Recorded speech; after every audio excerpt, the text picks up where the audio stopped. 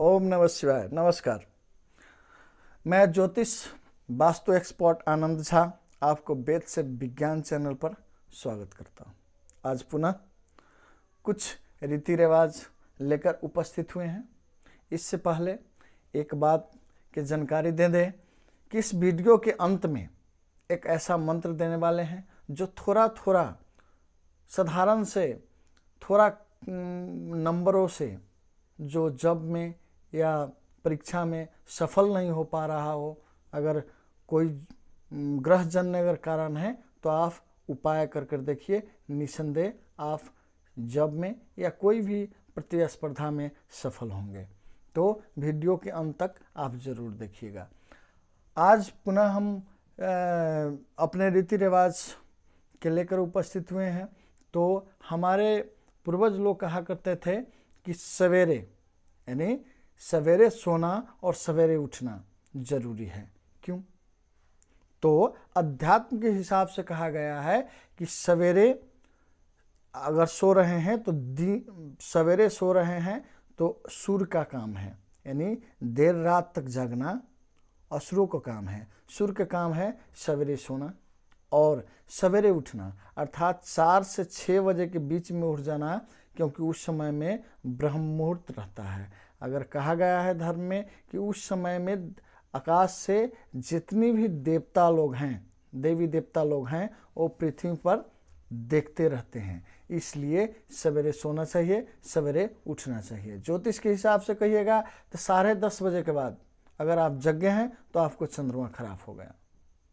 चंद्रमा खराब होगा और आप काम तो कर लेंगे, काम में सफलता भी हासिल कर लेंगे, परंतु ये बात निश्चित है कि चंद्रमा जन्य खराबी आप में होना है। तो चंद्रमा से खराबी क्या है? तो मन जो है बेचैन रहना, मन में शांति नहीं हो पाना, मन में विभिन्न किस्म के अनायास भय को उत्पन्न होना, अपने आप में चिड़चिड़ा हो जाना,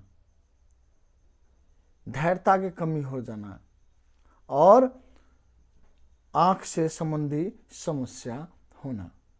इसलिए चंद्रमा को बलवान करना चाहते हैं तो देर रात ले न जगिए।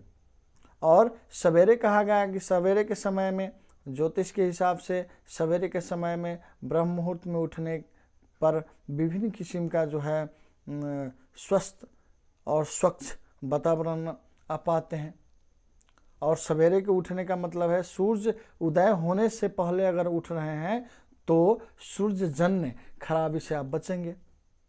और सूर्य जन्य खराबी क्या है? तो सूर्य देता है किसी बात को व्यक्त करने की साहस, किसी काम करने की साहस, सरकार से जुड़े जितने भी काज हैं वो सूर्य ही प्रतिनिधित्व करते हैं। इसलिए सरकार से जन्य सब काम में आप सफलता पाएंगे। साइंस के हिसाब से कहिएगा तो देर रात जा कर के आप काम तो करते हैं, परंतु वो काम संपूर्ण नहीं कर पाएंगे, क्योंकि दिन भर में आप जितना भी काम किए हुए रहेंगे तो शरीर आपको थक गया रहेगा। अर्थात अगर देर रात ले आप काम करते हैं तो काम तो करते हैं, परंतु आपको शरीर पूर्ण रूप से आपको साथ नहीं देगा, क्योंकि शरीर थका हुआ है।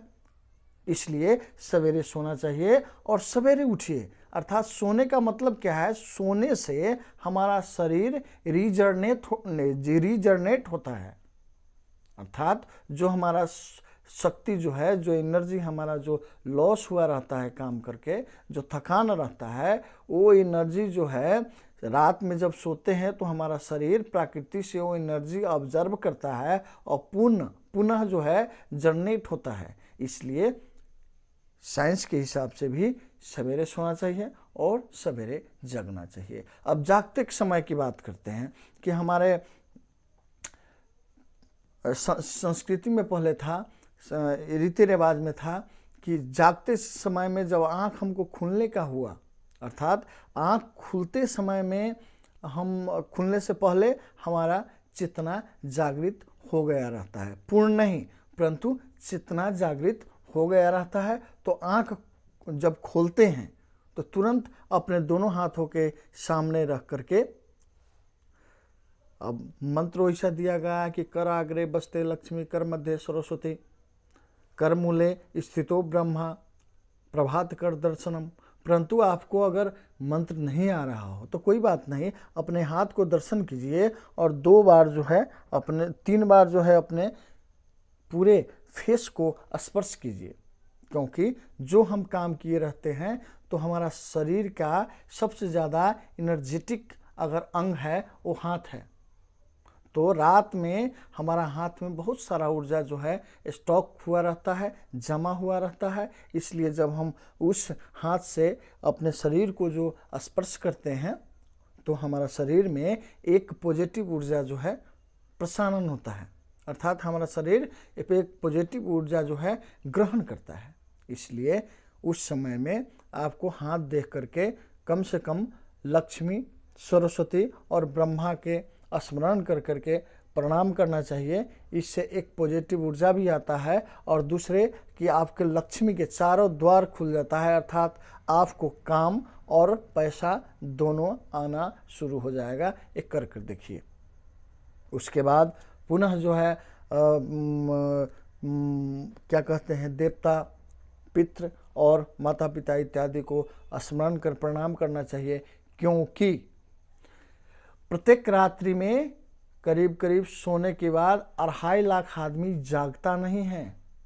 सो गया और सुबह जगाने जब आदमी जाता है तो मरा हुआ अर्थात मृत्यु हो गया रहता है। कम से कम 2.5 लाख आदमी मध्य हम नहीं हुए, इसलिए भगवान के धन्यवाद करना चाहिए और हंसते हुए प्रसन्न चित्त होकर के उठना चाहिए।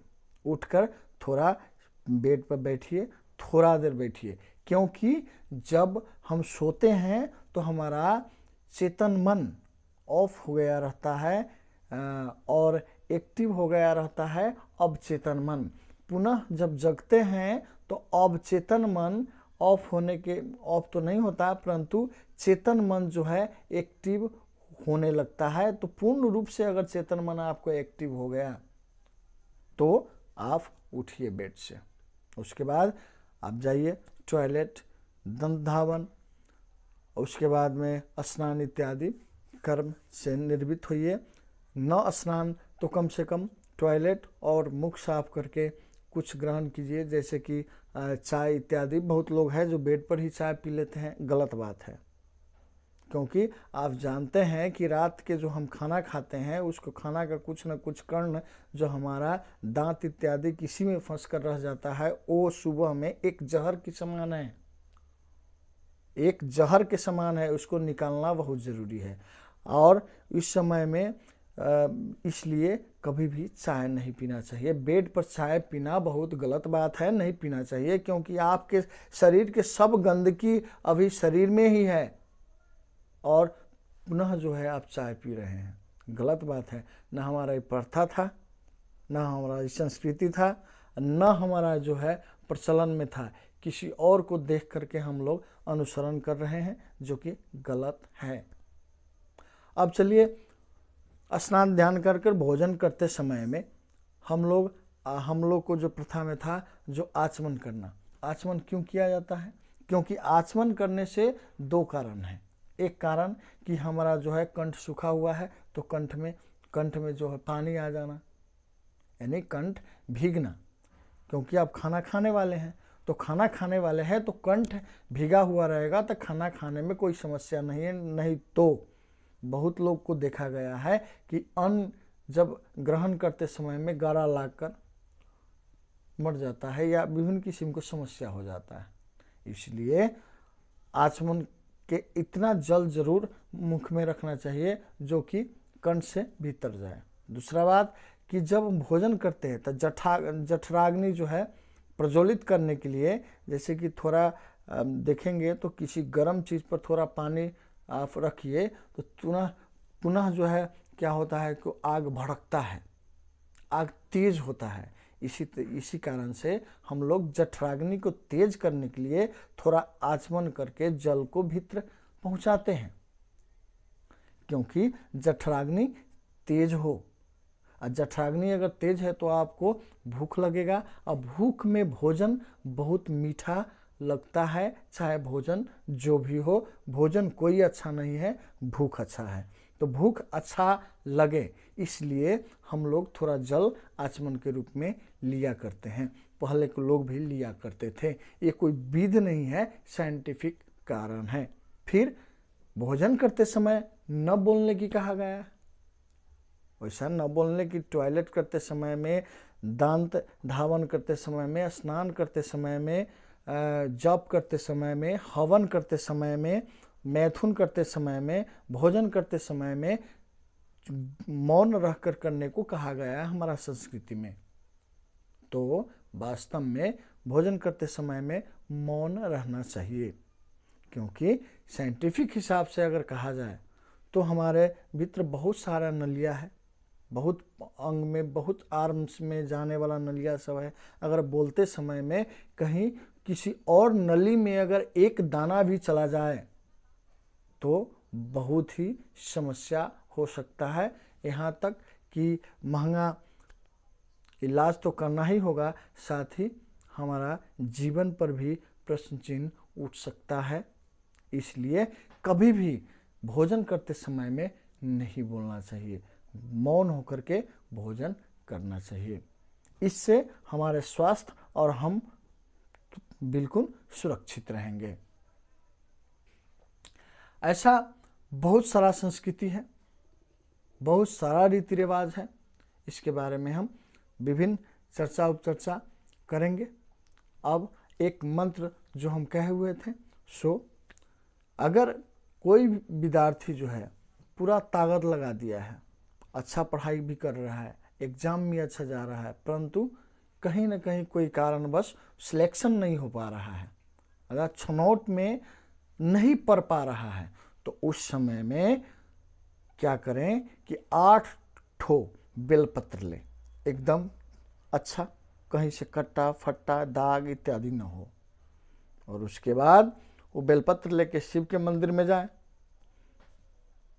पहले एक बेलपत्र जो शिव का जो हस्त देखते हैं लिंग के आगे, लिंग के नीचे जो हस्त कमल बना रहता है, उसको पानी गिरने वाला एक नाला जैसा आप देखेंगे, उस जो नाला बनाया हुआ रहता है उसको दोनों जगह पर, एक जगह पर गणेश जी के नाम से, एक जगह पर कार्तिकेश के नाम से एक एक बेलपत्र रखिए। एक बेलपत्र कोई नाला जैसा बनाया हुआ रहता है, उसमें उसके भीतर रखिए अशोक सुंदरी के नाम से, और एक बेलपत्र जो है शिवलिंग के बगल में रखिए माँ पार्वती के नाम से, एक बेलपत्र शिव पर रखिए, और एक बेलपत्र जो शिव के ऊपर जो घंट लगा हुआ रहता है उस घंट में रख दीजिए, और एक बेलपत्र बाहर निकल के नंदी पर जा कर के रखिए और नंदी के कान में अपना समस्या रख दीजिए। और 8वां जो बेलपत्र है उसको बीच में जो तीन जो पत्ता होता है ना बेलपत्र में, तो बिचला पत्ता में मध लगा दीजिए और शिव पर साट दीजिए, और ऐसा करके आप एग्जाम में जाइए, निश्चित आप सफल होंगे। अगर 7 बेलपत्र वाला अगर नहीं कर पा रहे हैं तो कम से कम परीक्षा देने जा रहे हैं, अभी अब मान लीजिए हम परीक्षा देने जा रहे हैं, उसी समय में एक बेलपत्र लीजिए, उसके बिचला में मध लगा दीजिए, और रास्ते में कोई शिव का मंदिर है उस पर साट दीजिए और प्रणाम कीजिए, चले जाइए एग्ज़ाम में, निश्चित आप सफल होंगे, आपको सफलता मिलेगा। फिर अगले बार हम दूसरे संस्कार और रीति रिवाज लेकर के उपस्थित होंगे। नमस्कार।